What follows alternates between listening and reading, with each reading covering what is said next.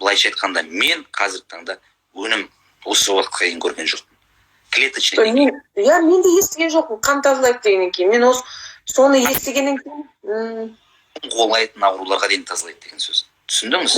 Иә, онкологияны жеңіп, осы өнімді жеп, онкологияны жеңіп шықты деп мен айтамын. Онкологияны жеңіп шығу енді кешіріңіз, оңай дүние емес дедім де.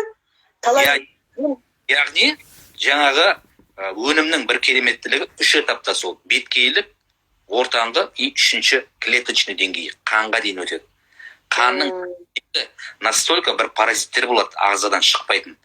Құрттың бірақ паразит кешегі капсула құрып алады дағы қанның ішінде жүре береді. Қашан сіз әлсірек. Иә, содан кейін қант диабетінде жазылғандар бар дейді ғой. Ол жазылмайтын ауру ғой, қант диабет деген. Біздің естуіміз бойынша жай адамдарды.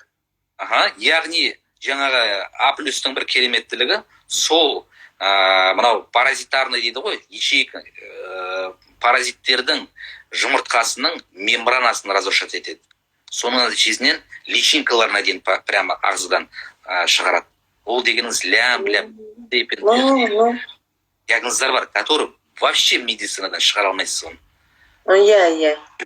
Сондай гликозиттер бар, который мынау витамаринның ішінде солардың барлығын тазартады.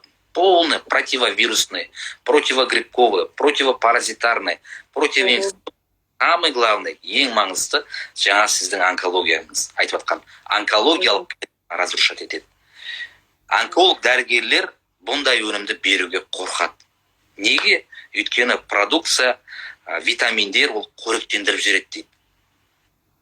Осы өзіміз қорқатындығымыз. Яғни өнімнің өзі, именно бұндай саланың өнімнің өзі екіге бөлініп кетеді сразу. Бірі ыстық өнім, екіншісі суық өнім болып бөлініп кетеді.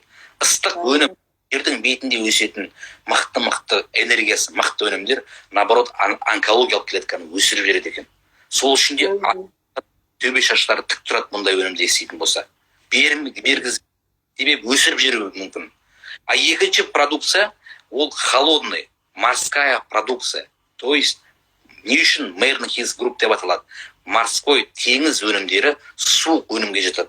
А суық өнім басты құндылығы ең бірінші ол онкологиялық клетканы жоқ қылады. Тазартады. Сол үшін де бұл жерде осы өнімдердің ең көп отзывтары осы онкологиядан болып жатыр. Ең бірінші қазіргі таңда белең алып өсіп жатқан ол онкологиялық ауру. Бұрындар кезде еститіндігім студент кезде онкологиялық ауру өршіп жатыр, көбейіп жатыр. Үлкен статистика бар дейтіндігім. 20-30 жылдың аралығында дейтіндігім сол кезде.